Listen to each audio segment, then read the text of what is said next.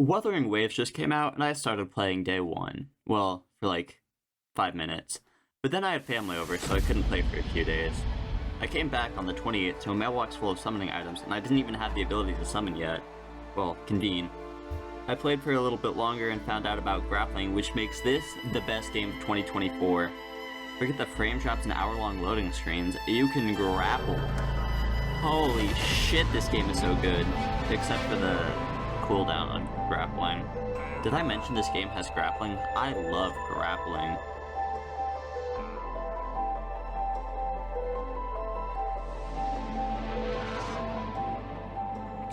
Most RPGs revolve around the story, the combat, and the characters, and this one is no exception. I'm not gonna lie, I haven't read any of the story.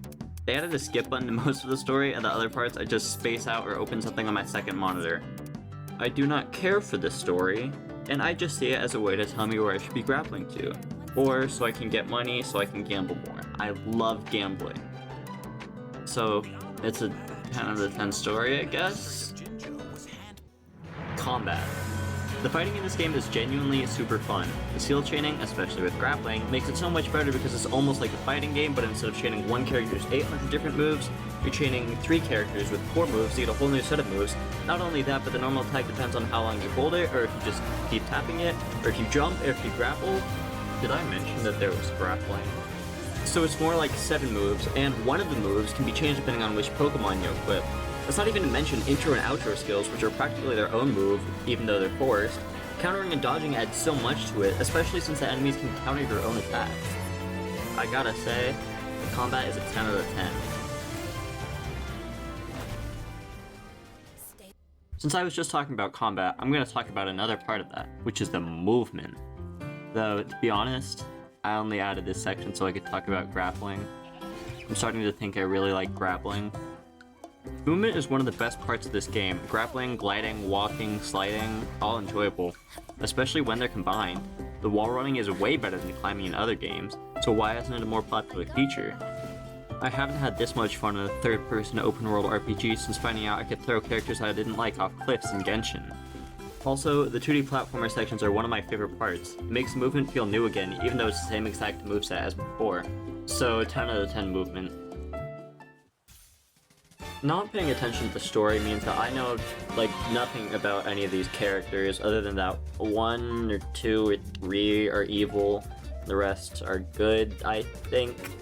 I will now talk about these characters. Tao Chi. Yeah, I just think she's cool. She's like one of my favorites. Encore.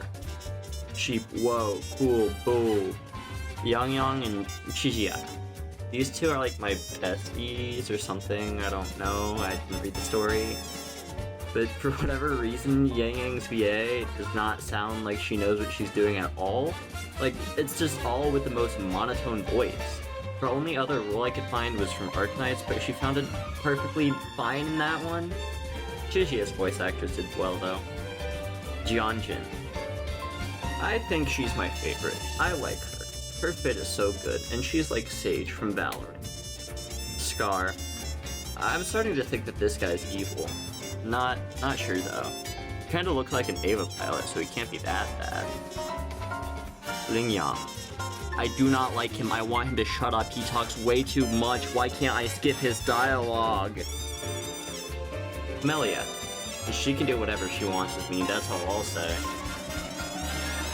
I also like the evil red flower girl, but I don't know what her name is. Characters are 6 out of 10, I guess. I don't really know them at all. Some final notes before I go. I think the music is pretty good. I wouldn't put it on in the background, but also there's very few games that I would have their music on in the background.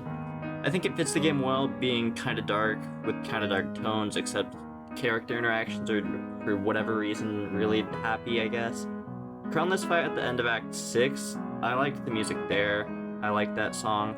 I don't know what it's called though. I can look that up later.